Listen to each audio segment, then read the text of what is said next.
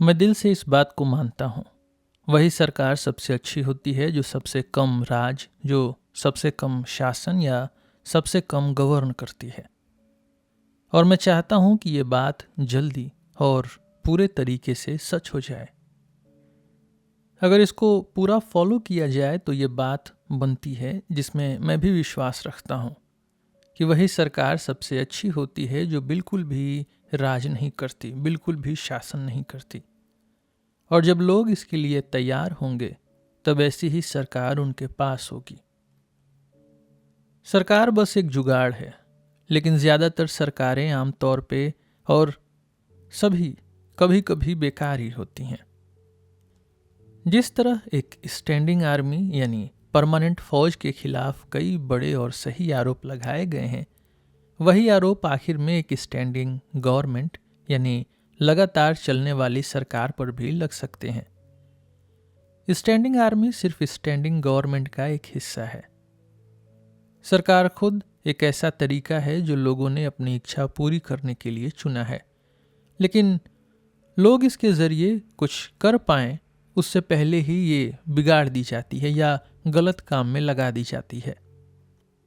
इसका सबूत है अभी का मैक्सिकन युद्ध, जो कुछ ही लोगों का काम था जो स्टैंडिंग गवर्नमेंट को अपने टूल के जैसे यूज कर रहे थे, क्योंकि शुरू में लोग इस फैसले को कभी भी नहीं मानते। ये अमेरिकन सरकार ये क्या है? बस एक परंपरा है, चाहे नए टाइम की ही क्यों न हो, जो अपने आप को बिना खराब हुए आगे बढ़ाने की कोशिश कर रही है, लेकिन हर पल अपनी असली शक्ल को थोड़ी थोड़ी खो रही है। इसमें एक जिंदा आदमी जितनी ताकत या जान नहीं है, क्योंकि एक आदमी भी इसको अपनी मर्जी से घुमा सकता है। ये लोगों के लिए एक लकड़ी का बंदूक जैसी है, लेकिन इसका मतलब ये नहीं कि ये जरूरी नहीं है, क्योंकि लोगों को एक ऐसी सिस्टम चाहिए होती है जो थोड़ा कॉम्प्लेक्स हो, जिसका शोर हो, ताकि उनके गवर्नमेंट के आइडिया को संतुष्टि मिले। गवर्नमेंट इस बात को दिखाता है कि इंसान को कितनी आसानी से बेवकूफ़ बनाया जा सकता है, और वो खुद को भी बेवकूफ़ बना सकता है सिर्फ अपने फ़ायदे के लिए। ये एक अच्छी बात है, सबको मानना पड़ेगा। फिर भी ये सरकार कभी भी खुद से किसी काम को आगे नहीं बढ़ाती, बस तब मदद करती है जब वो रास्ते से हट जाती है। ये देश को आज़ादी नहीं देती, ये वेस्ट को बसने नहीं देती, ये शिक्षा नहीं देती।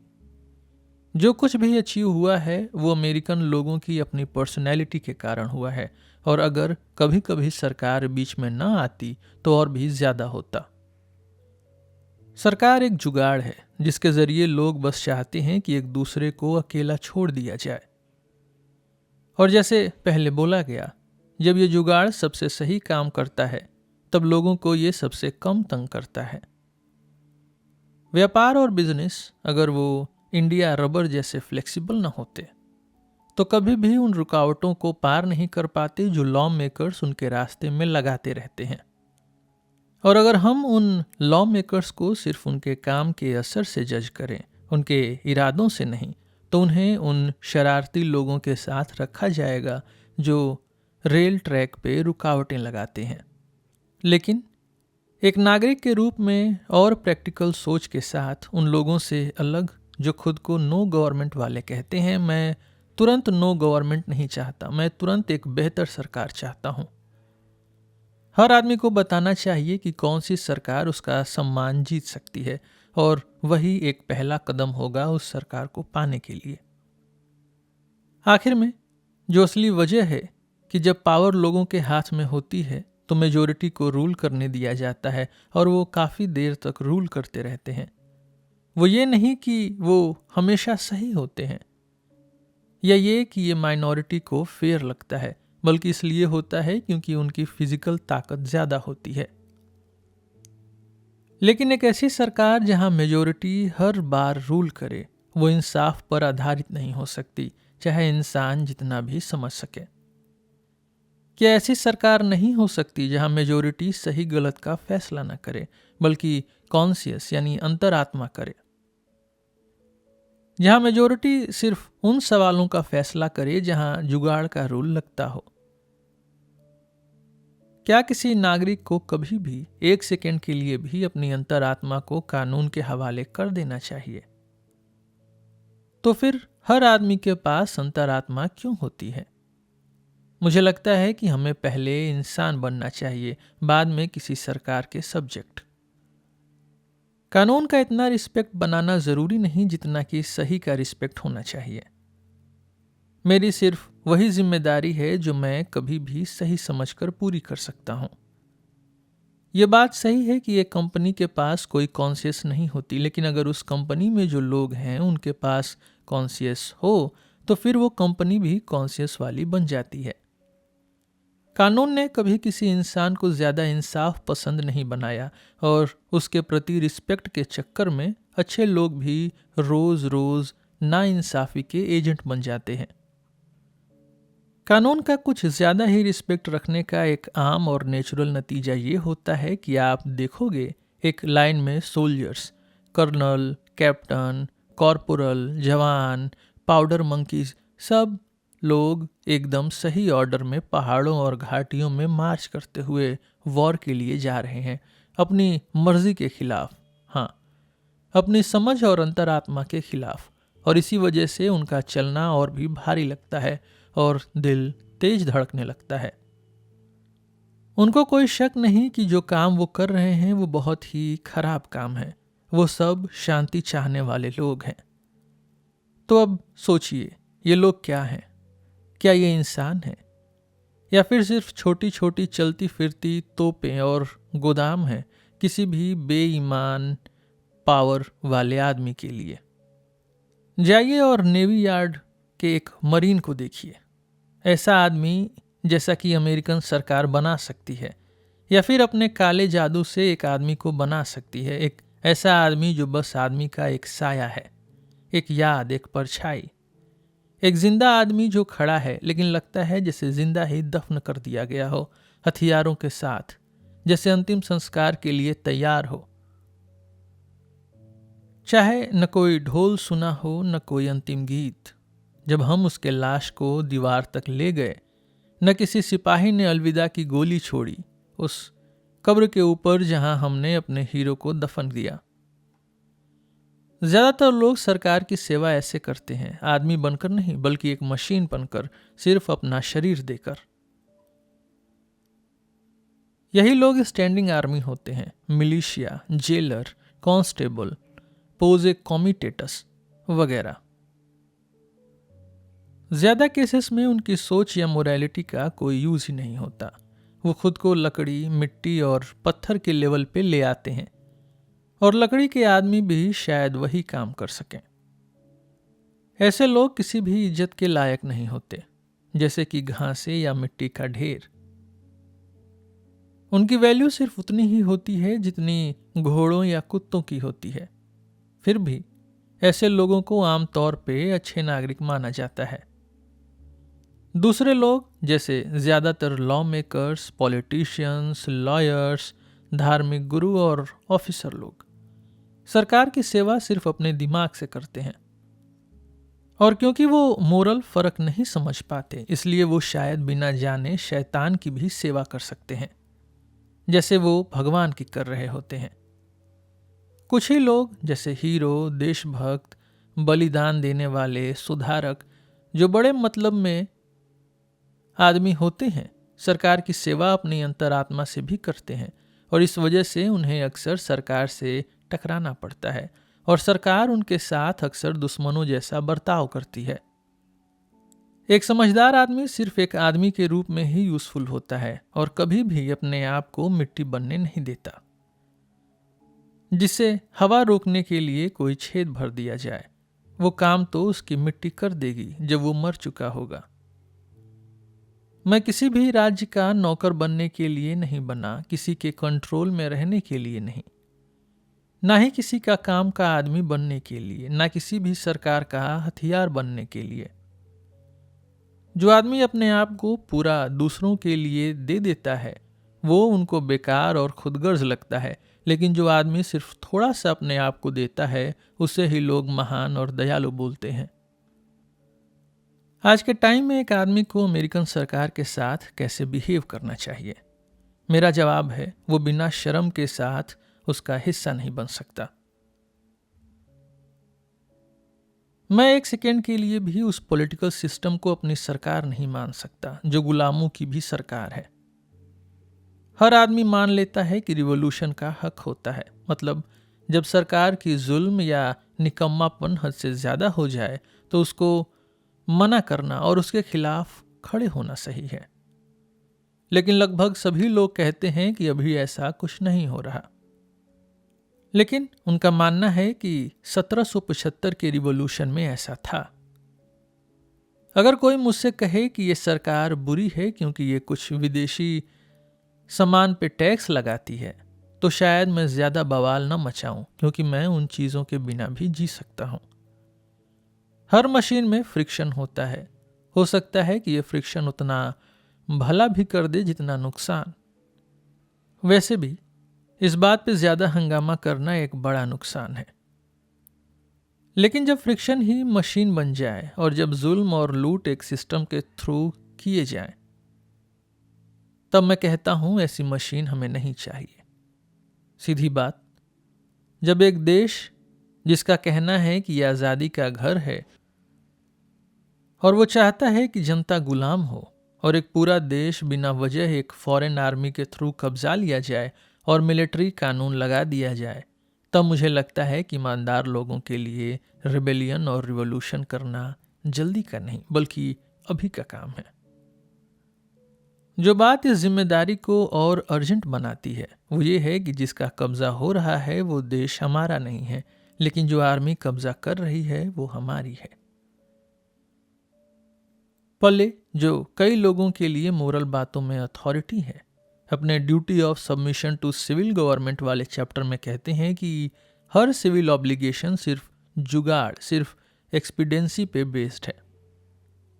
और वो आगे कहते हैं कि जब तक पूरे समाज का फायदा इसमें है, मतलब जब तक सरकार को बिना पब्लिक दिक्कत के बदला नहीं जा सकता, तब तक भगवान की मर्जी है उस सरकार का पालन हो, और उसके बाद नहीं। ये प्रिंसिपल मान लेने के बाद हर रेजिस्टेंस के केस का इंसाफ सिर्फ ये सोच के किया जाता है कि एक तरफ कितना नुकसान और दुख है और दूसरी तरफ उसको ठीक करने के लिए कितना चांस और खर्चा है। पले कहते हैं कि इसका फैसला हर आदमी खुद करे, लेकिन पले ने शायद कभी उन केसेस के बारे में नहीं सोचा जहां जुगाड़ का रूल काम नहीं करता, जहां एक आदमी या एक पूरी जनता को इंसाफ करना ही पड़ता है, चाहे उसकी जो भी कीमत हो। अगर मैंने किसी डूबते आदमी से उसकी लकड़ी छीन ली तो मुझे वो उसको वापस देनी होगी, चाहे मैं खुद डूब जाऊं। पले के हिसाब से ये इनकन्वीनियंट है, लेकिन जो आदमी ऐसे टाइम पे अपनी जान बचाएगा वो उसे खो देगा। इस जनता को गुलामी बंद करनी चाहिए और मैक्सिको पे वॉर भी, चाहे इसमें उनका एक देश होने का वजूद ही क्यों न चला जाए। अपने एक्शंस में नेशंस पले से एग्री करते हैं, लेकिन क्या कोई मानता है कि मैसाचुसेट्स इस वक्त सही काम कर रहा है? प्रैक्टिकल बात करें तो मैसाचुसेट्स में सुधार के विरोधी साउथ के 1 लाख पॉलिटिशियंस नहीं हैं, बल्कि यहीं के 1 लाख व्यापारी और किसान हैं जिनको इंसानियत से ज़्यादा व्यापार और खेती में इंटरेस्ट है, और जो गुलाम और मैक्सिको के साथ इंसाफ करने के लिए तैयार नहीं है, चाहे उसकी जो भी कीमत हो। मैं दूर के दुश्मन से नहीं लड़ता, बल्कि उन लोगों से लड़ता हूं जो मेरे पास हैं और जो दूर के लोगों के साथ मिलके उनके लिए काम करते हैं, बिना जिनके वो दूर वाले लोग कुछ नहीं कर सकते। हम हमेशा कहते हैं कि ज्यादा लोग तैयार नहीं हैं, लेकिन सुधार धीरे इसलिए होता है क्योंकि जो थोड़े लोग हैं वो भी ज्यादा समझदार या अच्छे नहीं होते। ज्यादा जरूरी ये नहीं है कि हर कोई अच्छा बने, बल्कि ये है कि कहीं ना कहीं असली अच्छाई हो, क्योंकि वही पूरे सिस्टम में चेंज ला सकती है। हजारों लोग हैं जो स्लेवरी और वॉर के खिलाफ ओपिनियन रखते हैं, लेकिन असल में कुछ करते नहीं हैं उन्हें ख़त्म करने के लिए। वो खुद को वॉशिंगटन और फ्रैंकलिन के बच्चे मानते हैं, लेकिन हाथ जेब में डाल के बैठे रहते हैं और कहते हैं कि हमें नहीं पता क्या करें और कुछ नहीं करते। वो फ्रीडम के मुद्दे को फ्री ट्रेड से नीचे रखते हैं और खाने के बाद मैक्सिको की न्यूज़ के साथ प्राइस लिस्ट पढ़ते हैं और शायद दोनों पर ही सो जाते हैं। आज एक ईमानदार आदमी और देशभक्त की कीमत क्या है? वो कंफ्यूज होते हैं, अफसोस करते हैं, कभी कभी पिटीशन भी लिखते हैं, लेकिन दिल से असरदार काम कुछ नहीं करते। वो वेट करते हैं कि कोई और आके इस बुराई को ठीक करे ताकि उन्हें अफसोस करना न पड़े। ज़्यादा से ज़्यादा वो एक सस्ता सा वोट देते हैं, एक कमज़ोर सी सपोर्ट देते हैं और सही रास्ते को गॉड स्पीड बोल के आगे बढ़ जाते हैं।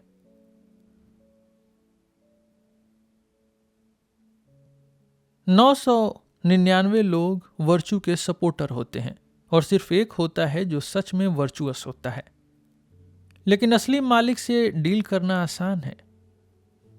हर वोट देना एक तरह का खेल है, जैसे चेकर्स या बैकगैमन, जिसमें थोड़ा सा मोरल टच होता है, सही गलत के साथ खेलना होता है, मोरल सवालों के साथ खेल होता है और नेचुरली इसके साथ बेटिंग भी होती है। वोटर का कैरेक्टर दाव पे नहीं लगता। मैं अपना वोट देता हूँ, शायद मुझे लगता है कि मैं सही के लिए दे रहा हूँ, लेकिन मैं इतना डीपली कंसर्न नहीं हूँ कि वो सही जीतना ही चाहिए। मैं तैयार हूँ उस फैसले को मेजोरिटी के हवाले करने के लिए। इसलिए वोट देने की रिस्पॉन्सिबिलिटी कभी भी जुगाड़ से ज़्यादा नहीं होती। सही के लिए वोट देना भी उसके लिए कुछ करना नहीं होता। ये सिर्फ दूसरों को धीरे से ये बताना होता है कि आप चाहते हो कि सही जीते। एक समझदार आदमी सही को चांस के भरोसे नहीं छोड़ेगा, नहीं ये चाहेगा कि सही सिर्फ मेजोरिटी की पावर से जीते। ज्यादा लोगों के एक्शन में बहुत कम वर्चू होता है। जब मेजोरिटी स्लेवरी को खत्म करने के लिए वोट देगी, तब वो इसलिए होगा क्योंकि उन्हें स्लेवरी से कोई मतलब नहीं होगा, या फिर स्लेवरी इतनी कम बची होगी कि उस वोट से खत्म करना आसान होगा। तब वो लोग खुद ही असली गुलाम होंगे। सिर्फ उस आदमी का वोट स्लेवरी को जल्दी खत्म कर सकता है जो अपने वोट से अपनी आज़ादी डिक्लेयर करता है। मैं सुनता हूं कि बाल्टीमोर या किसी और जगह पर एक कन्वेंशन होने वाली है जिसमें प्रेसिडेंट के लिए कैंडिडेट चुना जाएगा और जिसमें मोस्टली एडिटर्स और प्रोफेशनल पॉलिटिशियंस होंगे। लेकिन मैं सोचता हूं, एक इंडिपेंडेंट, इंटेलिजेंट और रिस्पेक्टेबल आदमी के लिए उस फैसले का क्या मतलब है? क्या हमें उसकी अकल और ईमानदारी का फायदा फिर भी नहीं मिलेगा? क्या हम कुछ इंडिपेंडेंट वोट्स पे भरोसा नहीं कर सकते? क्या देश में कई ऐसे लोग नहीं हैं जो कन्वेंशन में नहीं जाते? लेकिन नहीं, मैं देखता हूं कि जो रिस्पेक्टेबल मैन कहलाता है वो तुरंत अपनी पोजीशन छोड़ देता है और अपने देश से उम्मीद तोड़ देता है, जबकि उसके देश को उसी से ज्यादा उम्मीद तोड़नी चाहिए। वो तुरंत उनमें से एक कैंडिडेट को अपनाने लगता है जैसे कि वही एक ऑप्शन है, और ये दिखाता है कि वो खुद भी किसी भी डेमागॉग के काम का है। उसका वोट किसी भी प्रिंसिपल फॉरेनर या बिकाऊ आदमी के वोट से ज़्यादा कीमती नहीं होता। काश कोई आदमी हो जो सच में आदमी हो, और जैसे मेरे पड़ोसी कहते हैं, जिसके पीठ में एक हड्डी हो जिसमें से हाथ न गुजरे। हमारी पॉपुलेशन की गिनती गलत है। देश में लोगों का नंबर ज़्यादा बता दिया गया है। इस देश में हर 1000 स्क्वायर मील पे कितने आदमी हैं? मुश्किल से एक भी। क्या अमेरिका में आदमी बसने लायक जगह भी नहीं बची? आज का अमेरिकन एक ऑड फेलो बन गया है, एक ऐसा आदमी जिसका ग्रुप में मिलने का नेचर तो बहुत डेवलप है, लेकिन जिसमें दिमाग और भरोसा की कमी है, जिसका सबसे पहला कंसर्न होता है कि गरीब घर की बिल्डिंग ठीक है या नहीं, और जिसके जवान होने से पहले ही वो विडोज और ऑर्फन्स के लिए फंड जमा कर रहा होता है। जो बेसिकली सिर्फ म्यूचुअल इंश्योरेंस कंपनी के भरोसे जीता है, जो प्रॉमिस करती है कि उसको अच्छे से दफना देगी। किसी आदमी का फर्ज जरूरी नहीं है कि हर बड़ी गलती या बुराई को खत्म करने में अपना जीवन लगा दे।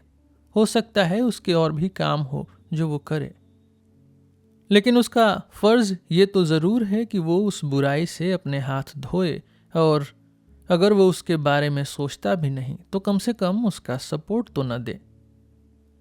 अगर मैं अपना जीवन किसी और काम में लगाता हूं तो पहले मुझे ये देखना चाहिए कि मैं किसी और आदमी के कंधे पे बैठ के तो वो काम नहीं कर रहा। मुझे उस आदमी के कंधे से उतरना चाहिए ताकि वो भी अपने विचारों में लग सके। देखो कितनी बड़ी हिपोक्रेसी टॉलरेट की जाती है। मैंने सुना है कुछ लोग कहते हैं, मुझे तो कह दो कि जाके गुलामों की बगावत दबाओ या मैक्सिको जाके लड़ो, देखना मैं कैसे जाता हूं। और फिर भी यही लोग डायरेक्टली अपनी लॉयल्टी से और इनडायरेक्टली अपने पैसों से एक सब्स्टिट्यूट भेज चुके होते हैं। जो सिपाही एक नाइंसाफ युद्ध में लड़ने से मना करता है, उसकी तारीफ वो लोग करते हैं जो उसी नाइंसाफ सरकार को सपोर्ट करते हैं जो युद्ध कर रही है। तारीफ वो लोग करते हैं जिनके एक्ट और अथॉरिटी को वो सिपाही इग्नोर करता है। जैसे कि स्टेट इतनी गिल्टी हो गई हो कि उसे ये मंजूर हो कि कोई उसके ऊपर छड़ी मार के उसके गुनाह दिखाए, लेकिन इतनी गिल्टी नहीं हुई कि गुनाह करना ही बंद कर दे। इसी तरह ऑर्डर और सिविल गवर्नमेंट के नाम पे हम सब अपनी ही छोटी सोच को सपोर्ट करने पे मजबूर हो जाते हैं। गुनाह का पहला असर होता है शर्म, फिर आता है उसके लिए बेपरवाही, और फिर वो इमोरल से अनमोरल बन जाता है और लगता है जैसे वो हमारी जिंदगी का एक जरूरी हिस्सा बन गया हो। सबसे बड़ी और सबसे कॉमन गलती को टिकाए रखने के लिए सबसे निष्पक्ष बिना स्वार्थ के वर्चू चाहिए होती है। देशभक्ति की जो छोटी सी बदनामी होती है वो अक्सर नोबल लोगों को ही झेलनी पड़ती है, सीधे लोगों को। जो लोग सरकार के कैरेक्टर और उसके डिसीजंस को पसंद नहीं करते लेकिन फिर भी उसके लिए लॉयल्टी और सपोर्ट देते हैं, वही उसके सबसे ईमानदार सपोर्टर होते हैं, और इसी वजह से वो रिफॉर्म के रास्ते में सबसे बड़े रोड ब्लॉक बन जाते हैं।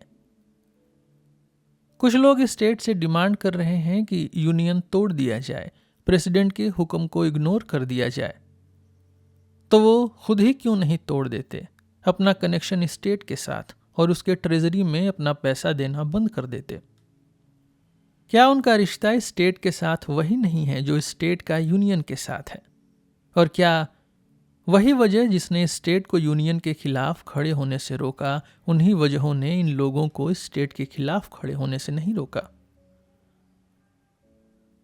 एक आदमी सिर्फ ओपिनियन बना के और उसे एंजॉय करके कैसे खुश हो सकता है? अगर उसका ओपिनियन ये है कि उसके साथ नाइंसाफी हो रही है, तो उस ओपिनियन में क्या मजा है?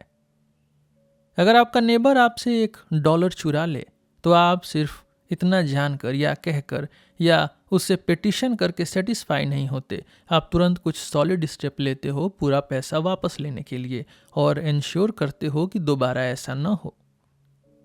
प्रिंसिपल से किया गया एक्शन, सही को समझना और करना, चीज़ें और रिश्तों को बदल देती हैं। ये एक तरह से रिवॉल्यूशन होता है और किसी भी पुरानी चीज़ के साथ पूरी तरह से फिट नहीं बैठता। ये सिर्फ स्टेट्स और चर्चेस को नहीं बांटता, ये फैमिलीज को भी डिवाइड कर देता है। हाँ, ये एक आदमी के अंदर भी बांट कर देता है, उसके अंदर की बुराई को उसकी भलाई से अलग कर देता है। नाइंसाफ वाले कानून होते हैं, क्या हमें उनका पालन करके खुश रहना चाहिए या उन्हें सुधारने की कोशिश करनी चाहिए, और तब तक उनका पालन करना चाहिए जब तक वो बदल नहीं जाते, या फिर तुरंत उनके खिलाफ जाना चाहिए? ज्यादा लोग ऐसी सरकार के अंडर ये सोचते हैं कि उन्हें तब तक रुकना चाहिए जब तक वो मेजोरिटी को मना नहीं लेते कि कानून बदला जाए। वो सोचते हैं अगर वो रजिस्ट करेंगे तो इलाज बीमारी से भी ज्यादा खराब होगा। लेकिन ये सरकार की गलती है कि इलाज बीमारी से ज़्यादा खराब लगता है। सरकार ही उसको और ख़राब बना देती है। वो रिफॉर्म के लिए पहले से तैयार क्यों नहीं होती? वो अपने समझदार माइनॉरिटी को प्यार से क्यों नहीं रखती? वो बिना चोट लगे ही चीखना और रजिस्ट करना क्यों शुरू कर देती है? वो अपने नागरिकों को ये क्यों नहीं इनकरेज करती कि वो उसकी गलतियां दिखाएं और उसे बेहतर काम करें? वो हमेशा क्राइस्ट को क्यों क्रूसीफाई करती है? कॉपरनिकस और लूथर को क्यों बाहर निकालती है और वॉशिंगटन और फ्रैंकलिन को क्यों रिबल कहती है? ऐसा लगता है जैसे सरकार के लिए सबसे बड़ी इंसल्ट ये है कि कोई उसकी अथॉरिटी को पूरी तरह से रिजेक्ट कर दे, वरना उसने उसके लिए स्पेसिफिक और प्रॉपर पनिशमेंट क्यों नहीं बनाई? अगर एक आदमी जिसके पास कुछ भी प्रॉपर्टी नहीं है सिर्फ एक बार स्टेट के लिए 9 शिलिंग्स कमाने से मना कर दे तो उसे जेल में डाल दिया जाता है बिना किसी फिक्स लॉ के। जेल का टाइम सिर्फ उन लोगों के मर्जी पे होता है जिन्होंने उसे जेल में डाला। लेकिन अगर वही आदमी स्टेट से 90 बार 9 शिलिंग चुरा ले तो उसे जल्दी ही छोड़ दिया जाता है। अगर ये नाइंसाफी सिर्फ सरकारी मशीन की नेसेसरी फ्रिक्शन है तो छोड़ो। शायद वो फ्रिक्शन थोड़ा स्मूथ हो जाए या तो मशीन ही घिसकर खत्म हो जाए। अगर वो नाइंसाफी किसी स्प्रिंग, पुली, रोप या क्रैंक की तरह सिर्फ अपने लिए बना हो तो शायद आप सोच सकते हो कि इलाज बीमारी से खराब तो नहीं। लेकिन अगर वो ऐसी है जिसमें आपको किसी और के साथ नाइंसाफी करनी पड़े तो मैं कहता हूं कानून तोड़ दो। आपकी जिंदगी उस मशीन के अगेंस्ट एक फ्रिक्शन बन जाए। मुझे बस ये देखना है कि मैं खुद उस बुराई का हिस्सा न बनूं जिसका मैं विरोध करता हूं। सरकार ने जो तरीके दिए हैं बुराई ठीक करने के लिए, मुझे उनके बारे में कुछ नहीं पता। वो तरीके बहुत टाइम लेते हैं और आदमी की जिंदगी निकल जाती है। मुझे और भी काम करने हैं। मैं इस दुनिया में इसलिए नहीं आया कि इस जगह को अच्छा बनाऊं, बल्कि इसमें जीने के लिए आया हूं, चाहे ये अच्छी हो या बुरी। एक आदमी को सब कुछ नहीं करना होता, सिर्फ कुछ करना होता है। और क्योंकि वो सब कुछ नहीं कर सकता इसका मतलब ये नहीं कि उससे कुछ गलत करना चाहिए। मेरा काम नहीं है गवर्नर या लेजिस्लेचर से पिटीशन करना, जैसे उनका काम नहीं है मुझसे पिटीशन करना। और अगर वो मेरी पिटीशन न सुने तो मैं क्या करूं? लेकिन इस केस में तो स्टेट ने कोई तरीका दिया ही नहीं है, उसका कॉन्स्टिट्यूशन ही बुराई है। ये बात शायद र्यूड, जिद्दी और मनमानी लगे, लेकिन ये सिर्फ उस स्पिरिट के साथ सबसे ज्यादा इंसानियत और समझदारी से बात करना है जो उसकी सच में हकदार है। अच्छे बदलाव हमेशा ऐसे ही होते हैं जैसे जन्म और मौत, जो पूरी बॉडी को हिला देते हैं। मैं बिना हिचकिचाए कहता हूं कि जो लोग खुद को अबॉलिशनिस्ट कहते हैं उन्हें तुरंत अपना सपोर्ट, चाहे वो पर्सनल हो या पैसा हो, मैसाचुसेट्स की सरकार से पूरी तरह हटा लेना चाहिए और ये वेट नहीं करना चाहिए कि पहले उनकी मेजोरिटी हो जाए तभी सही को जीतने दें। मुझे लगता है कि अगर उनके साथ भगवान हैं तो उन्हें किसी और एक आदमी के आने का इंतजार नहीं करना चाहिए। वैसे भी जो आदमी अपने पड़ोसियों से ज्यादा सही है वो पहले से ही मेजोरिटी ऑफ वन है। मैं इस अमेरिकन सरकार से या उसके रिप्रेजेंटेटिव स्टेट गवर्नमेंट से सीधे सामने एक बार मिलता हूं साल में, सिर्फ एक बार। जब तक गैदरर आता है यही एक तरीका है जिसमें मेरी सिचुएशन में एक आदमी उसे मिलता है और उस वक्त सरकार साफ कह देती है मुझे मानो। और उस वक्त सबसे सिंपल, सबसे असरदार और इस वक्त सबसे ज़रूरी तरीका जिसमें तुम उससे अपनी नाराज़गी और नफरत दिखा सकते हो वो है उसका इंतज़ार करना। मेरा सिविल पड़ोसी, टैक्स गैदरर, वही आदमी है जिससे मुझे डील करना है, क्योंकि मेरा झगड़ा कागज़ से नहीं आदमियों से है। और उसने खुद से यह डिसाइड किया है कि वो सरकार का एजेंट बनेगा। वो कब समझेगा कि वो क्या है और क्या कर रहा है, जब तक उसे ये डिसाइड न करना पड़े कि वो मुझे अपने पड़ोसी जिसका वो रिस्पेक्ट करता है एक पड़ोसी और अच्छा आदमी समझे या एक पागल और शांति तोड़ने वाला, और देखे कि क्या वो इस पड़ोसीपन वाले रिश्ते से निकल सकता है बिना किसी रूड या गुस्से वाले एक्शन या बात के। मैं ये अच्छे से जानता हूं कि अगर 1000 या 100 या सिर्फ 10 लोग जिन्हें मैं नाम लेके कह सकता हूं, हाँ, अगर सिर्फ 10 ईमानदार लोग या सिर्फ एक ईमानदार आदमी भी मैसाचुसेट्स में गुलामी का सपोर्ट करना छोड़ दे और इस वजह से जेल में डाल दिया जाए तो ये अमेरिका में स्लेवरी का अंत होगा।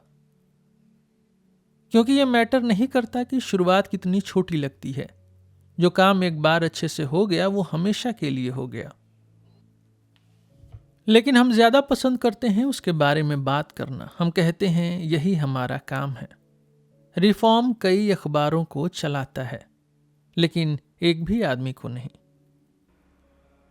अगर मेरा रिस्पेक्टेबल पड़ोसी स्टेट का एम्बेसडर जो अपने दिन ह्यूमन राइट्स के सवाल पे काउंसिल चैम्बर में लगा देता है, उसे कैरोलिना की जेल का डर न हो, उसके बजाय मैसाचुसेट्स की जेल में बैठा दिया जाए,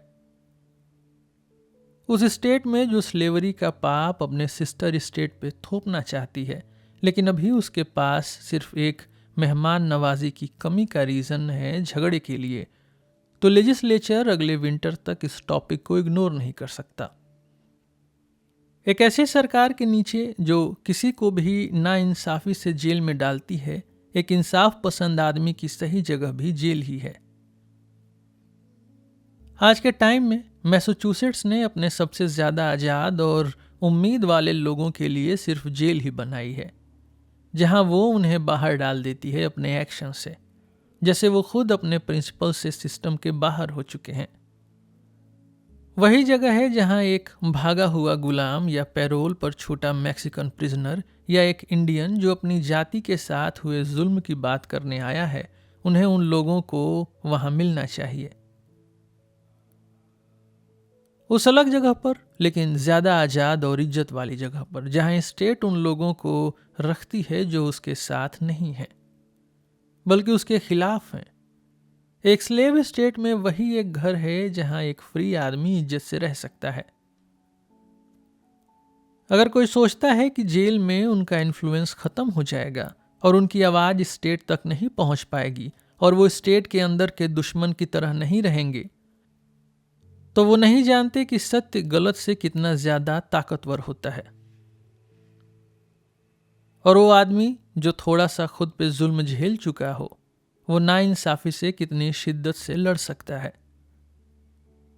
अपना पूरा वोट दो, सिर्फ एक कागज का टुकड़ा नहीं, अपना पूरा असर डालो।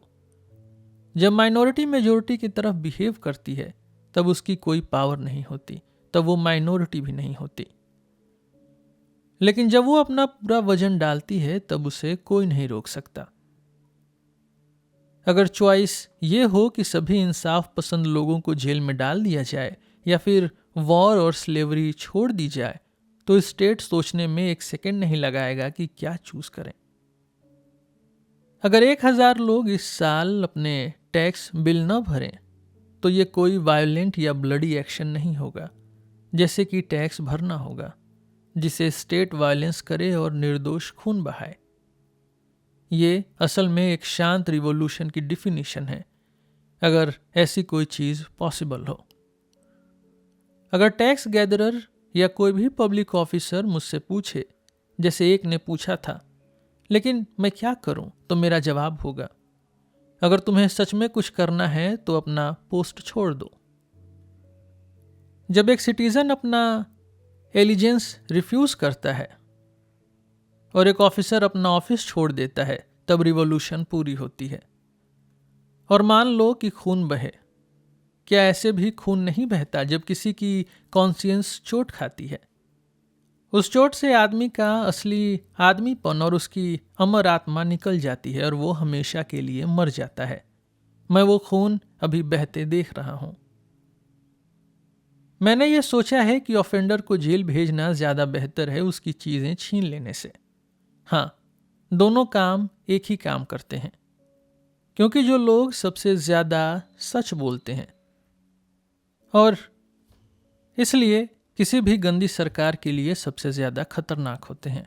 वो आम तौर पे अपनी प्रॉपर्टी जमा करने में ज़्यादा वक्त नहीं बिताते। ऐसे लोगों को स्टेट वैसे भी बहुत कम सर्विस देता है और उनके लिए छोटी सी टैक्स भी बहुत ज़्यादा लगती है, खासकर जब वो अपने हाथों से मेहनत करके उस टैक्स को कमाते हैं। अगर कोई एक आदमी ऐसा हो जो बिना पैसे के जीता हो तो स्टेट भी उसे पैसा मांगने में हिचकिचाएगी। लेकिन अमीर आदमी बिना किसी बुराई के कंपैरिजन के हमेशा उस इंस्टीट्यूशन का गुलाम बन जाता है जिसने उसे अमीर बनाया है। सीधी बात, जितना ज़्यादा पैसा उतनी कम अच्छाई, क्योंकि पैसा आदमी और उसके गोल के बीच आ जाता है और उन्हें उसके लिए हासिल कर लेता है, और ये पैसा पाना कोई बड़ी अच्छाई नहीं होती।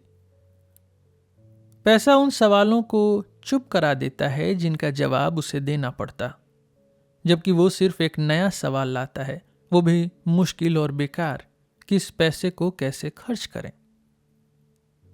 इस तरह पैसा उसके पांव के नीचे से मोरल ग्राउंड खींच लेता है। जितना ज्यादा मीन्स बढ़ते हैं, जीने के सच्चे मौके उतने ही कम हो जाते हैं। एक अमीर आदमी अपने ग्रोथ के लिए सबसे अच्छा काम ये कर सकता है कि वो उन प्लान्स को पूरा करे जो उसने तब सोचे थे जब वो गरीब था।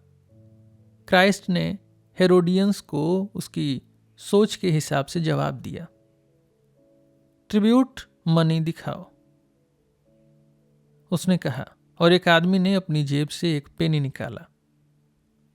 अगर तुम ऐसे पैसा यूज करते हो जिसमें सीजर की इमेज बनी हो और जो उसने वैल्यूएबल बनाई है, मतलब अगर तुम इस स्टेट के आदमी हो और सीजर की सरकार के फायदे मजे से ले रहे हो, तो जब वो मांगे तो उसका थोड़ा सा पैसा उसको वापस दे दो। सीजर का सीजर को वापस दो और भगवान का भगवान को। ऐसा कहकर उन्हें कुछ भी ज्यादा समझ में नहीं आया, क्योंकि वो समझना ही नहीं चाहते थे। जब मैं अपने सबसे आज़ाद पड़ोसियों से बात करता हूं तो मुझे लगता है कि चाहे वो इस इशू के सीरियसनेस और पब्लिक पीस की बातें जितनी भी करें, असली बात सिर्फ ये होती है कि वो इस सरकार की प्रोटेक्शन नहीं छोड़ सकते और उन्हें अपने माल और फैमिली के नुकसान का डर होता है अगर वो सरकार की न मानी करते हैं।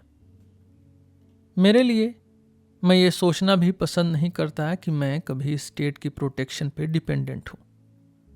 लेकिन अगर मैं स्टेट की अथॉरिटी को तब मना करता हूँ जब वो मुझे टैक्स बिल देता है, तो वो जल्दी ही मेरी सारी प्रॉपर्टी ले लेगा, उसे बर्बाद करेगा और मुझे और मेरे बच्चों को बिना वजह के लगातार परेशान करेगा। ये मुश्किल है। इस वजह से एक आदमी के लिए ईमानदारी से और साथ ही साथ आराम से जीना ऑलमोस्ट नामुमकिन हो जाता है। प्रॉपर्टी जमा करना फालतू होगा क्योंकि वो वापस चली ही जाएगी।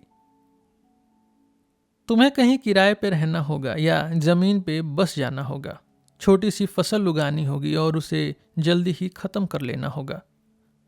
तुम्हें अपने अंदर ही जीना होगा, हमेशा तैयार रहना होगा निकलने के लिए, और ज्यादा काम धंधे नहीं रखने होंगे। एक आदमी टर्की जैसे देश में भी अमीर बन सकता है अगर वो हर तरीके से टर्की सरकार का अच्छा सब्जेक्ट बन के रहे। कन्फ्यूशियस ने कहा, अगर एक स्टेट रीजन से चलती है तो गरीबी और दुख शर्म की बात है। अगर एक स्टेट रीजन से नहीं चलती तो अमीरी और इज्जत शर्म की बात है। नहीं, जब तक मुझे मैसाचुसेट्स की प्रोटेक्शन की जरूरत किसी दूर के साउदर्न पोर्ट में न हो जहां मेरी आज़ादी खतरे में हो, या जब तक मैं सिर्फ पीसफुल बिजनेस से अपनी ज़मीन बनाने में न लग जाऊं, तब तक मैं मैसाचुसेट्स को अपनी लॉयल्टी देने से मना कर सकता हूं। उसका मेरे प्रॉपर्टी और ज़िंदगी पर कोई हक नहीं है। स्टेट की न मानी का पेनल्टी भरना मुझे हर तरीके से ज़्यादा सस्ता पड़ता है उसके हुक्म मानने के मुकाबले। अगर मैं उसके हुक्म मानता तो मुझे लगता जैसे मेरी अपनी वैल्यू कम हो गई हो। कुछ साल पहले स्टेट ने चर्च की तरफ से मुझे बोला और मुझे एक सर्टेन अमाउंट देने को कहा एक क्लर्गीमैन के सपोर्ट के लिए, जिसका प्रवचन मेरे फादर सुनते थे, लेकिन मैंने कभी नहीं सुना।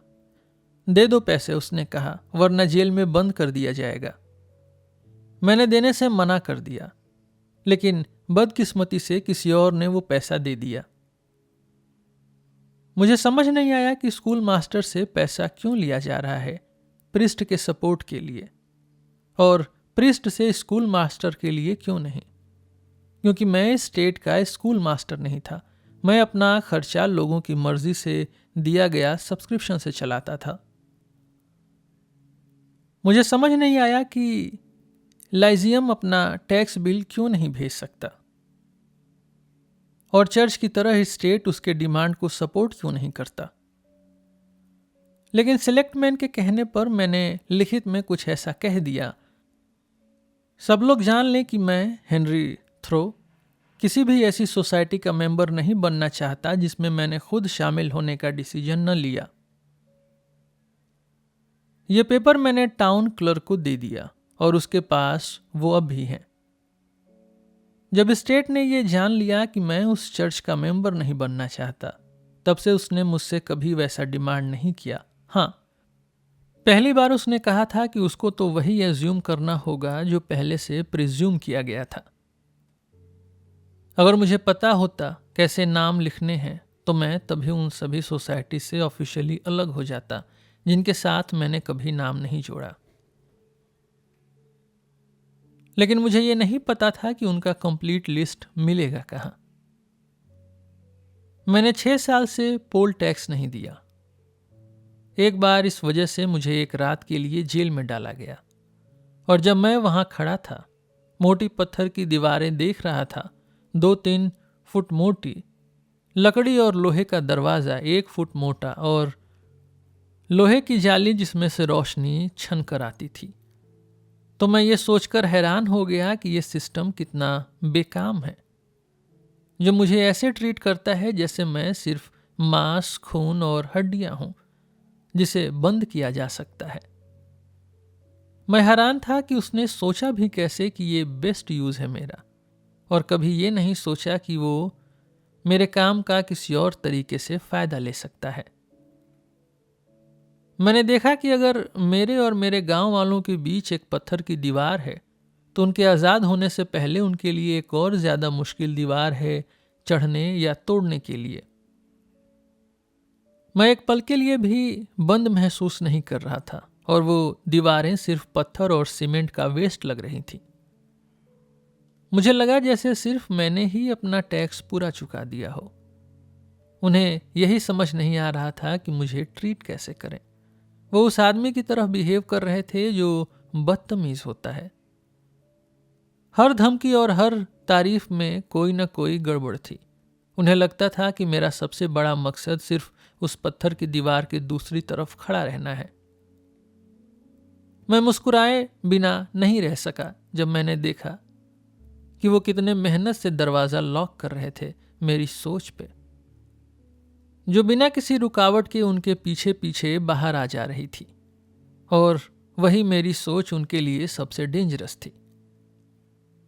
जब वो मुझे नहीं रोक पाए तो उन्होंने डिसाइड किया कि मेरे शरीर को सजा देंगे, जैसे छोटे बच्चे जब किसी आदमी से दुश्मनी नहीं निकाल पाते तो उसके कुत्तों को मारते हैं।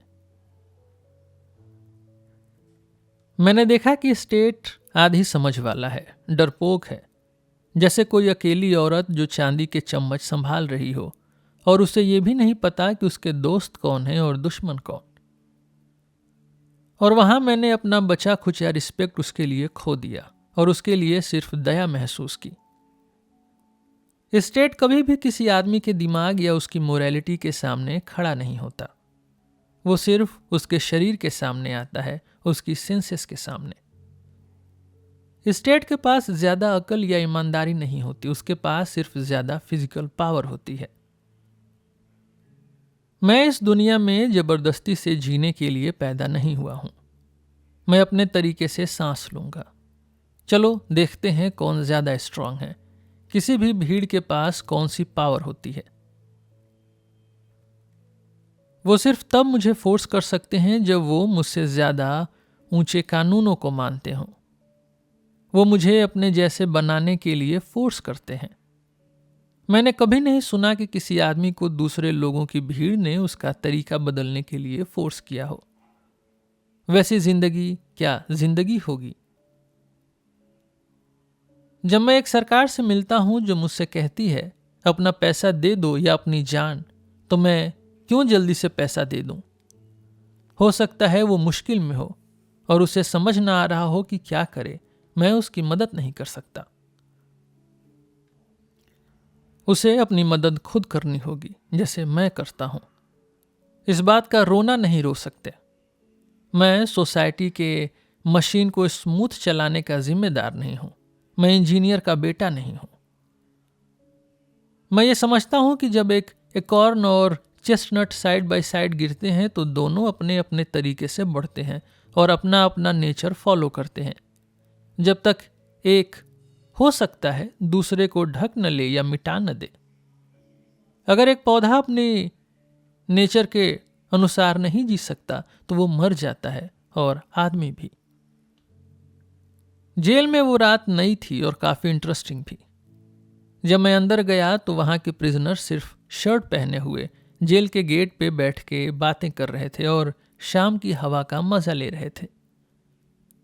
लेकिन जेलर ने बोला, चलो भाइयों, अब लॉक करने का टाइम हो गया है, और सब अंदर चले गए। और मैंने सुना उनके कदमों की आवाज जब वो वापस अपने अंधेरे वाले कमरों में जा रहे थे। मेरा रूममेट मुझे जेलर ने इंट्रोड्यूस किया, एक बढ़िया आदमी और स्मार्ट इंसान के रूप में। दरवाज़ा लॉक होने के बाद उसने मुझे दिखाया कि टोपी कहाँ लटकानी है और वो कहाँ कैसे काम संभालता है। कमरों को हर महीने वाइट वॉश किया जाता था, और ये वाला कम से कम सबसे सफ़ेद, सबसे सिंपल और शायद पूरे टाउन का सबसे साफ रूम था। उसने नेचुरली मुझसे पूछा कि मैं कहाँ से हूँ और यहाँ कैसे आया। और जब मैंने उससे सब बताया तब मैंने भी उससे पूछा कि वो यहाँ कैसे आया। मैंने माना कि वो ईमानदार आदमी होगा, और दुनिया जैसी है मुझे लगता है वो था भी। वो तो उसने कहा, मुझ पे इल्ज़ाम है कि मैंने एक बार्न जला दिया, लेकिन मैंने कभी नहीं किया। जितना मैं समझ सका शायद वो नशा में एक बार्न में सो गया था और वहां चीलम पी रहा था और उसी से बार्न जल गया। उसकी रेपुटेशन थी कि वो एक स्मार्ट आदमी है। वहां 3 महीने से अपने ट्रायल का इंतजार कर रहा था और इतना ही और रुकना पड़ेगा। लेकिन वो वहां काफ़ी आराम से रह रहा था क्योंकि उसका खाना फ्री मिलता था और उसे लगता था कि उसके साथ अच्छा बर्ताव हो रहा है। वो एक विंडो पे था, मैं दूसरी पे, और मुझे समझ आया कि अगर कोई वहां लंबा टाइम गुजारे तो उसका मेन काम सिर्फ विंडो के बाहर देखना होगा। मैंने जल्दी ही वहां रखे सभी ट्रैक्ट्स पढ़ लिए। देख लिया कि पहले के कैदी कौन सी जगह से भाग चुके हैं, किस ग्रेड को काटा गया था, और उस रूम में रहने वालों की कहानियां भी सुनी। क्योंकि मैंने देखा कि जेल की दीवारों के अंदर भी एक अलग ही हिस्ट्री और गॉसिप होती है जो बाहर कभी नहीं जाती। शायद टाउन का यही एक ऐसा घर है जहां कविताएं लिखी जाती हैं जो बाद में सर्कुलर्स में छापी जाती हैं लेकिन कभी पब्लिश नहीं होती। मुझे एक काफ़ी लंबी लिस्ट दिखाई गई कविताओं की जो कुछ जानवरों ने लिखी थी जो जेल से भागने की कोशिश में पकड़े गए थे और फिर उन्होंने अपना बदला गाने गा के लिए। मैंने अपने जेल वाली साथी से जितना हो सका उतना पूछ लिया क्योंकि डर था कि उसे फिर कभी न देखूं। लेकिन आखिर में उसने मुझे दिखाया कि मेरा बेड कौन सा है और बोला कि लैंप बुझा दो। वहां एक रात रहना ऐसे था जैसे मैं किसी दूर की अजनबी दुनिया में ट्रेवल कर रहा हूं, जैसे दुनिया का मुझे कभी भी देखने का सोचा भी नहीं था। मुझे लगा मैंने पहली बार टाउन की घड़ी का घंटा सुना, पहली बार विलेज के शाम के साउंड सुने, क्योंकि हम विंडो ओपन रख के सोए थे जो लोहे के ग्रिल के अंदर थी। मुझे लगा जैसे अपने गांव को मैंने मिडिल एजेस के लाइट में देखा और कॉनकॉर्ड एक राइन रिवर बन गया हो और मेरे सामने नाइट्स और कैसल्स के सपने घूम रहे थे। मुझे लग रहा था जैसे मैं पुराने जमाने के लोगों की आवाजें सुन रहा हूं स्ट्रीट में। मैं मजबूरी में सब कुछ देख रहा था, सुन रहा था, जो भी आसपास के इनके किचनों में हो रहा था। मेरी लाइफ का एक बिल्कुल नया और रेयर एक्सपीरियंस। यह मेरे अपने गांव का एक और करीबी से व्यू था। मैं बिल्कुल उसके अंदर था। मैंने पहली बार उसके इंस्टीट्यूशंस को अंदर से देखा। ये उसकी एक खास इंस्टीट्यूशन थी क्योंकि ये एक शायर टाउन था। मुझे समझ आने लगा कि यहाँ के लोग क्या कर रहे हैं। सुबह हमारा ब्रेकफास्ट दरवाजे में एक होल के थ्रू दिया गया, एक छोटी सी ऑबलॉन्ग स्क्वायर टीन प्लेट में जो एग्जैक्ट फिट होती थी, जिसमें एक पिंट चॉकलेट होती थी, ब्राउन ब्रेड और एक आयरन का चम्मच। जब उन्होंने प्लेट्स वापस मांगी तो मैं वहाँ इतना नया था कि मैंने बचा हुआ ब्रेड भी दे दिया, लेकिन मेरा साथी तुरंत उसे पकड़ लिया और बोला कि उसे लंच या डिनर के लिए संभाल के रखना चाहिए। थोड़ी देर बाद उसे बाहर भेज दिया गया, पास के फील्ड में घास काटने के काम के लिए, जहां वो रोज जाता था और दोपहर तक नहीं आता था। तो उसने मुझे अलविदा कहा और बोला कि उसे शक है कि वो मुझे फिर देखेगा। जब मैं जेल से बाहर आया, क्योंकि किसी ने इंटरफियर करके वो टैक्स भर दिया, तो मुझे ये महसूस नहीं हुआ कि बाहर कॉमन में कोई बड़े बदलाव हो गए हो, जैसे किसी को फील होता है जो जवानी में अंदर गया हो और बुढ़ापे में बाहर निकला हो। लेकिन मेरी नज़र में जो बदलाव आया था टाउन, स्टेट और देश के व्यू में, वो किसी भी वक्त के बीत जाने से ज़्यादा गहरा था। मैंने और क्लियरली देखा कि मैं किस स्टेट में जी रहा हूँ। मैंने समझा कि मेरे आसपास के लोगों पे मैं कितना भरोसा कर सकता हूँ अच्छे पड़ोसी और दोस्त के रूप में, और ये भी कि उनकी दोस्ती सिर्फ अच्छे मौसम के लिए होती है। वो लोग ज़्यादा सही करने का इरादा नहीं रखते। उनकी सोच और उनके अंधविश्वासों की वजह से वो एक अलग ही जात के लोग लगते हैं, जैसे चाइना मैन या मलेज। जब बात आई इंसानियत के लिए सेक्रीफाइस की, तो उन्होंने कभी कोई रिस्क नहीं लिया, अपने माल तक का भी नहीं। आखिर में वो इतने नोबल नहीं निकले। वो चोर के साथ वही बर्ताव करते हैं जो चोर ने उनके साथ किया। उन्हें लगता है कि कुछ फॉर्मेलिटीज निभाकर, थोड़ी प्रार्थना करके और कभी कभी एक सीधा लेकिन बेकार रास्ता चलते हुए वो अपनी आत्मा को बचा लेंगे। हो सकता है कि मैं अपने पड़ोसियों के लिए ज़्यादा सख्त हो रहा हूँ, क्योंकि मुझे लगता है कि उनमें से कई लोगों को पता ही नहीं है कि उनके विलेज में जेल नाम की कोई चीज़ भी है। हमारे गांव में पहले एक रिवाज था, जब कोई गरीब कर्जदार जेल से बाहर आता था तो उसके जान पहचान वाले उसे सैल्यूट करते थे, अपनी उंगलियों को जेल की जाली जैसे क्रॉस करके कहते थे, कैसे हो। मेरे पड़ोसियों ने मुझे ऐसे ग्रीट नहीं किया। उन्होंने पहले मुझे देखा, फिर एक दूसरे को, जैसे मैं कोई लंबी यात्रा करके वापस आया हूं। मुझे जेल में डाला गया था जब मैं मोची के पास जा रहा था अपना जूता लेने, जो उसने ठीक किया था। अगले सुबह जब मुझे छोड़ा गया तो मैंने अपना काम पूरा किया, जूता पहना और एक हकलबेरी पार्टी में शामिल हो गया, जो मेरे लीड में चलने के लिए बेसब्र थे। और आधे घंटे में, क्योंकि घोड़ा जल्दी तैयार हो गया था, मैं एक हकलबेरी फील्ड के बीच था, हमारे सबसे ऊंचे पहाड़ों में से एक पर, 2 मील दूर, और स्टेट कहीं नजर नहीं आ रहा था। यही है मेरी माई प्रिजन्स की पूरी कहानी। मैंने कभी हाईवे टैक्स देने से मना नहीं किया, क्योंकि मैं उतना ही अच्छा पड़ोसी बनना चाहता हूं जितना बुरा सब्जेक्ट। और स्कूलों के सपोर्ट की बात करें तो मैं अपने देश के लोगों को एजुकेट करने का काम आज भी कर रहा हूं। टैक्स बिल के किसी एक आइटम की वजह से नहीं है कि मैं उसका पेमेंट मना करता हूं। मैं सिर्फ स्टेट की एलिजेंस से मना करना चाहता हूं, उससे अलग रहना चाहता हूं पूरी तरह। मुझे फर्क नहीं पड़ता कि मेरा पैसा कहां जाता है, अगर मैं देख भी सकता, जैसे किसी आदमी को खरीदने या किसी पे गोली चलाने के लिए बंदूक खरीदने, पैसा तो बेकसूर है, लेकिन मैं इस बात से कंसर्न हूं कि मेरी लॉयल्टी का क्या असर होता है।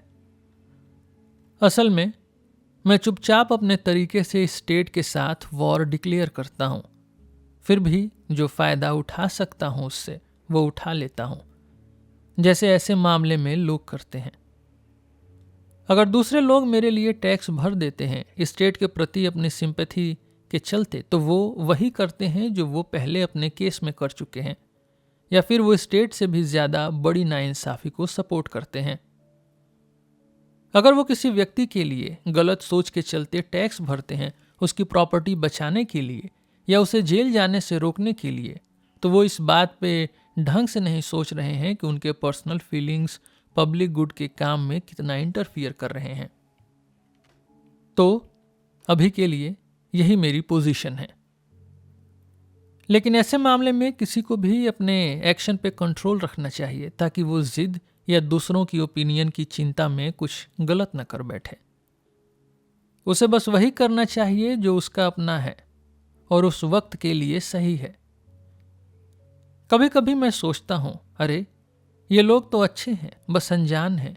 अगर उन्हें सही करना आता तो वो करते, तो अपने पड़ोसियों को इतना बुरा फील करवाना क्यों जब वो वैसे करना नहीं चाहते।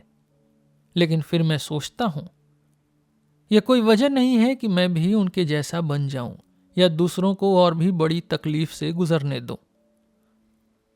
फिर कभी कभी मैं अपने आप से कहता हूं, जब करोड़ों लोग बिना गुस्से, बिना दुश्मनी, बिना किसी पर्सनल फीलिंग के सिर्फ कुछ शिलिंग्स तुमसे मांगते हैं और उनकी सिस्टम ऐसी है कि वो अपनी डिमांड बदल नहीं सकते, और तुम्हारे पास भी कोई दूसरा करोड़ों लोगों के पास अपील करने का ऑप्शन नहीं है, तो तुम अपने आप को इस ब्रूट फोर्स के सामने क्यों लाते हो? तुम ठंड, भूख, हवा और लहरों का भी ऐसे विरोध नहीं करते। तुम चुपचाप और भी हजार ऐसी जरूरत के सामने झुक जाते हो। तुम अपना सर आग में नहीं डालते। लेकिन जितना मैं इस फोर्स को सिर्फ ब्रूट फोर्स नहीं बल्कि आदमी की फोर्स भी मानता हूं, और जब मैं सोचता हूं कि मेरा रिश्ता उन करोड़ों लोगों से एक इंसान के जैसा है, न कि सिर्फ एक पत्थर या जानवर के जैसा, तब मुझे लगता है कि अपील पॉसिबल है। पहले डायरेक्ट उन लोगों के क्रिएटर से और फिर उन लोगों से खुद। लेकिन अगर मैं अपना सर जान के आग में डाल दूं, तो न आग से अपील है न आग बनाने वाले से, फिर सिर्फ मुझे ही दोष देना होगा। अगर मैं खुद को ये मानने पे राजी कर पाऊं कि मुझे लोगों को वैसे ही एक्सेप्ट कर लेना चाहिए जैसे वो हैं, और उनके साथ वैसे ही बिहेव करना चाहिए और नहीं करना चाहिए उस हिसाब से जैसे मुझे लगता है कि उन्हें और मुझे होना चाहिए, तब मुझे किस्मत पे भरोसा रखने वाला बन जाना चाहिए और सब कुछ वैसे ही मान लेना चाहिए जैसा है, और कहना कि ये तो भगवान की मर्जी है। और सबसे बड़ी बात, ब्रूट या नेचर फोर्स और इस सिस्टम के बीच जो फर्क है वो ये है कि मैं इस सिस्टम का विरोध कुछ असर के साथ कर सकता हूं, लेकिन मैं ऑर्फियस की तरह ये उम्मीद नहीं कर सकता कि पत्थर, पेड़ और जानवरों का नेचर बदल दूंगा। मैं किसी आदमी या किसी देश से झगड़ा नहीं चाहता। मैं बाल की खाल नहीं निकालना चाहता, ना ही छोटी छोटी बातें लेकर अलग होना चाहता हूं, ना ही अपने आप को अपने पड़ोसियों से बेहतर दिखाना चाहता हूं। मैं तो बस कह सकता हूं, एक बहाना ढूंढता हूं कि कैसे देश के कानूनों को मानने की वजह मिल जाए। मैं तो पहले से ही उन्हें मानने को रेडी हूं। असल में मुझे शक होता है अपने ऊपर इस बात पर, और हर साल जब टैक्स गैदरर्स आते हैं मैं अपने आप से पूछता हूं कि जनरल और स्टेट सरकार क्या कर रही है, लोगों की सोच कैसी है, ताकि मुझे कोई वजह मिल जाए कानून मानने की। हमें अपने देश से वैसे ही प्यार करना चाहिए जैसे माँ बाप से, और अगर कभी हम उससे दूर हो जाएं तो अपनी आत्मा को समझाएं ये ड्यूटी नहीं धर्म है, ना कि सिर्फ पावर या फायदे की बात। मुझे लगता है स्टेट जल्दी ही मेरे जैसे लोगों का ये काम अपने हाथ में ले लेगी, और फिर मैं भी अपने देश के दूसरे लोगों की तरह एक नॉर्मल देशभक्त बन जाऊंगा। नीचे से देखा जाए तो कॉन्स्टिट्यूशन अपनी सारी गलतियों के बावजूद काफ़ी अच्छा है। कानून और कोर्ट्स रिस्पेक्टेबल हैं। ये स्टेट और ये अमेरिकन सरकार भी कई तकलीफ़ों से काफ़ी अच्छी और रेयर चीज़ें हैं जिनके लिए थैंकफुल होना चाहिए, जैसे कई लोग कहते हैं। लेकिन थोड़ा सा ऊपर से देखो तो वो वैसे ही हैं जैसे मैंने उन्हें डिस्क्राइब किया। और अगर और भी ऊपर से देखो, सबसे हाईएस्ट पॉइंट से, तो कौन कह सकता है कि वो क्या है, या कि उन्हें देखने या सोचने लायक भी समझा जाए। लेकिन सरकार मेरे लिए ज़्यादा इम्पॉर्टेंट नहीं है और मैं उस पर जितना कम हो सके उतना कम सोचता हूँ। मैं इस दुनिया में भी सिर्फ कुछ ही मोमेंट्स सरकार के नीचे जीता हूँ। अगर एक आदमी सोचने में आज़ाद है, कल्पना में आज़ाद है, इमेजिनेशन में आज़ाद है, तो जो चीज़ है ही नहीं वो उसके लिए कभी भी असली नहीं लगती और ना ही बेकार रूलर्स और रिफॉर्मर्स उसे रोक सकते हैं। मुझे पता है ज़्यादातर लोग मुझसे अलग सोचते हैं, लेकिन जो लोग अपनी लाइफ सिर्फ ऐसे सब्जेक्ट्स पढ़ने में लगा देते हैं वो मुझे भी उतने ही बेकार लगते हैं। स्टेट्समैन और लेजिस्लेटर्स जो सिस्टम के अंदर पूरी तरह फंसे हुए हैं वो कभी उसे क्लियरली और सीधे तरीके से नहीं देख पाते। वो सोसाइटी को मूव करने की बात करते हैं लेकिन उसके बाहर खड़े होने की जगह उनके पास नहीं होती। हो सकता है उनके पास थोड़ा एक्सपीरियंस हो, थोड़ा लॉजिक भी हो, और हो सकता है उन्होंने कुछ यूजफुल सिस्टम भी बनाए हों जिनके लिए हम उनका शुक्रिया भी करते हैं। लेकिन उनकी सोच और उनका फायदा सिर्फ एक छोटी सी बाउंड्री के अंदर होता है। वो भूल जाते हैं कि दुनिया सिर्फ पॉलिसी और जुगाड़ पे नहीं चलती। वेबस्टर कभी सरकार के पीछे जाके नहीं सोचता, इसलिए वो कभी अथॉरिटी के साथ उस पर बोल ही नहीं सकता। उसकी बातें उन लॉन मेकर्स के लिए यूजफुल हैं जो करंट सरकार में कोई बड़ा बदलाव लाना ही नहीं चाहते। लेकिन जो लोग फ्यूचर के लिए सोचते हैं उनके लिए उसने कभी कुछ नहीं कहा। मैं उन लोगों को जानता हूं जिनकी शांत और समझदार सोच वेबस्टर की सोच की लिमिट को तुरंत समझा देती है। फिर भी अगर कंपेयर करें तो ज़्यादातर रिफॉर्मर्स की फेक बातों और पॉलिटिशियंस की और भी बेकार अकल और स्पीचेस के बीच वेबस्टर की बातें सबसे ज़्यादा यूजफुल और सेंसिबल लगती हैं, और उसके लिए हम ऊपर वाले का शुक्रिया करते हैं। कंपेयर करें तो वो हमेशा स्ट्रांग लगता है, ओरिजिनल है और सबसे इम्पॉर्टेंट प्रैक्टिकल है। लेकिन फिर भी उसमें जो क्वालिटी है वो विजडम नहीं बल्कि बस प्रूडेंस है, समझदारी। लॉयर की सच्चाई असली सच नहीं होती, वो बस एक कंसिस्टेंट जुगाड़ होती है। असली सच हमेशा अपने आप के साथ हार्मनी में होती है और वो ये नहीं सोचती कि कैसे इनजस्टिस के साथ मिलके भी इंसाफ दिखाया जा सकता है। वेबस्टर को सही ही कहा गया है, डिफेंडर ऑफ द कॉन्स्टिट्यूशन। उसके पास बस डिफेंसिव पंचेस हैं, वो लीडर नहीं है, फॉलोअर है। उसके लीडर 1787 के लोग हैं। वो कहता है मैंने कभी कोशिश नहीं की और ना कभी करने का प्लान है। मैंने कभी ऐसे किसी कोशिश का सपोर्ट नहीं किया और ना कभी करने वाला हूं जो ओरिजिनल अरेंजमेंट को बदल दे जिससे अलग अलग स्टेट्स यूनियन में आए थे। वो कॉन्स्टिट्यूशन के अंदर स्लेवरी के सपोर्ट के बारे में सोचता हुआ कहता है क्योंकि ये ओरिजिनल एग्रीमेंट का पार्ट था तो इसे वैसे ही रहने दो। अपने शार्प सोच और एबिलिटी के बावजूद वो एक फैक्ट को उसके सिर्फ पॉलिटिकल कॉन्टेक्स्ट से निकाल के देख नहीं सकता। वो नहीं देख सकता कि एक इंसान को अमेरिका में आज स्लेवरी के केस में क्या करना चाहिए। वो या तो डरते हुए या मजबूरी में कुछ ऐसा स्टेटमेंट देता है जो डेस्परेट सा लगता है, जबकि वो कह रहा होता है कि वो एक आम आदमी के रूप में बिल्कुल पर्सनल सोच से बोल रहा है, और जिसमें से एक अजीब सी सोशल ड्यूटी की नई लिस्ट निकलती है। वो कहता है उन स्टेट्स में जहां स्लेवरी है उनकी सरकार को ही डिसाइड करना है कि उसे कैसे कंट्रोल करें। उसके अपने लोगों के प्रति जिम्मेदारी, इंसानियत, इंसाफ और भगवान के रूल्स के हिसाब से। बाकी जगह बनी सोसाइटीज़ जो इंसानियत के फीलिंग से बनी हों या किसी और रीज़न से, उनका इस मामले से कोई लेना देना नहीं है। उन्हें कभी भी मेरे सपोर्ट का सिग्नल नहीं मिला और ना मिलेगा। जो लोग सत्य के किसी और ज्यादा शुद्ध सोर्स को नहीं जानते, जो उसके स्ट्रीम को कभी ऊपर तक फॉलो नहीं कर पाए, वो बाइबल और कॉन्स्टिट्यूशन पे खड़े होते हैं और सही भी करते हैं और उसी से श्रद्धा और विनम्रता के साथ पीते हैं। लेकिन जो लोग देख लेते हैं कि सत्य का पानी कौन से झील या तालाब में टपक रहा है, वो फिर से अपनी कमर कस लेते हैं और उसके असली सोर्स की तरफ अपनी यात्रा जारी रखते हैं। अमेरिका में अब तक कोई ऐसा आदमी नहीं आया जिसके पास लॉ बनाने का असली टैलेंट हो। ऐसे लोग दुनिया की हिस्ट्री में वैसे भी बहुत रेयर होते हैं।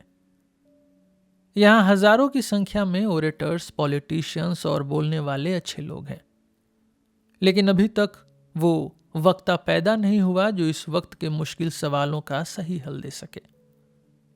हम एलोक्वेंस से प्यार करते हैं उसकी खूबसूरती के लिए, न कि इसलिए कि उसमें कोई सच्चाई हो या उसमें कोई हीरो बनने वाली बात हो।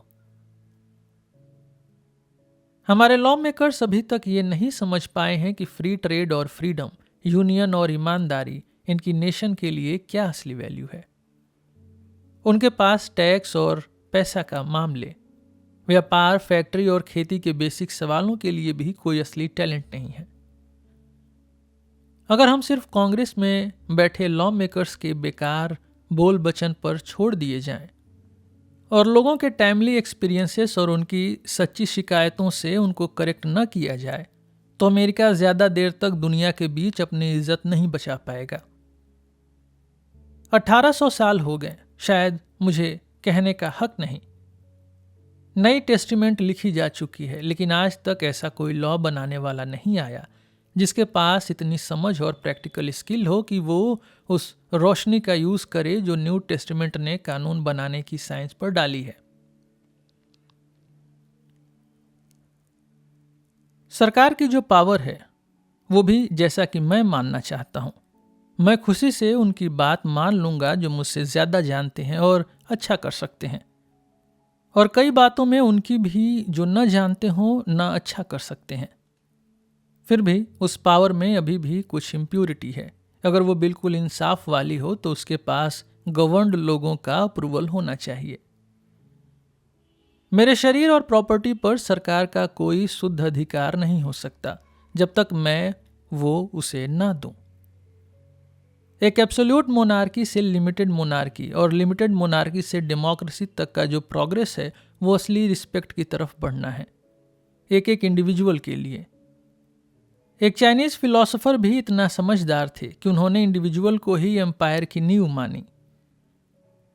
क्या डेमोक्रेसी, जैसे कि हम जानते हैं, सरकार का लास्ट और बेस्ट मॉडल है? क्या यह पॉसिबल नहीं कि हम एक और कदम आगे बढ़ें, जहां हम आदमी के राइट्स को और ज्यादा समझें और ऑर्गेनाइज करें? कभी भी कोई स्टेट सच में फ्री और एनलाइटेंड नहीं हो सकती जब तक स्टेट खुद इंडिविजुअल को एक ऊपर और इंडिपेंडेंट पावर न माने, जिससे उसका खुद का पूरा पावर निकलता है और उसके साथ वैसा ही बर्ताव न करे। मैं खुद को यह सोच के खुश करता हूं कि कम से कम एक ऐसी स्टेट हो जाए जो सब आदमियों के साथ इंसाफ करे और एक इंडिविजुअल को पड़ोसी की तरह इज्जत दे, जो ये भी सोचे कि अगर कुछ लोग उस स्टेट से अलग रहना चाहते हैं, न उसमें दखल दे रहे हैं, न उसके अंदर शामिल हैं, लेकिन फिर भी वो अपने पड़ोसी और इंसानी ड्यूटीज निभा रहे हैं, तो ये भी उसके सुकून के खिलाफ नहीं है। एक ऐसी स्टेट जो ऐसे फ्रूट्स पैदा करे और उन्हें तभी छोड़ दे जब वो पक जाएं, वो एक और भी ज्यादा परफेक्ट और ग्लोरियस स्टेट के लिए रास्ता तैयार करेगी, जो मैंने अपने मन में सोची है, लेकिन अभी तक कहीं देखी नहीं।